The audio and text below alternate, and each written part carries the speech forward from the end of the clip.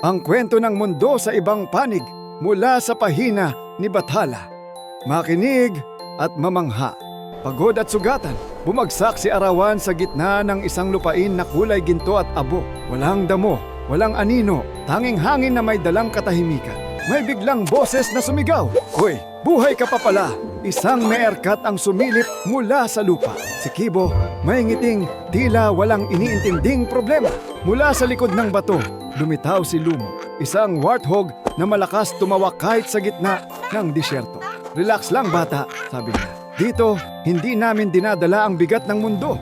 Pinakita ni Kibo at Lumo ang kanilang mundo. Simpleng pagkain, tawanan at pahinga sa ilalim ng araw. Walang takot, walang responsibilidad. Nagtaka si Arawan, posible pala iyon. Sa unang pagkakataon matapos ang matagal na panahon, natawa si Arawan. Hindi malakas, ngunit totoo. Napangiti sina Kibo at Lumo. "Ayan, may buhay ka pa pala dyan," biro ni Kibo. Lumipas ang mga araw na puno ng laro at kwento.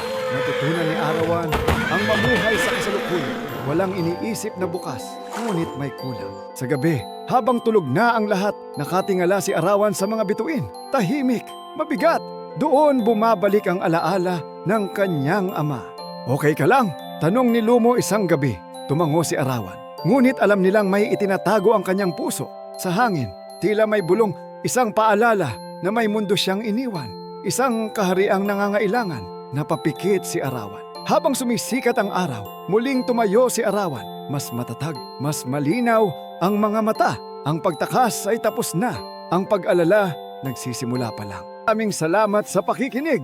Kung nagustuhan mo ang kwentong ito, huwag kalimutang i-like at mag-subscribe. Hanggang sa susunod na alamat.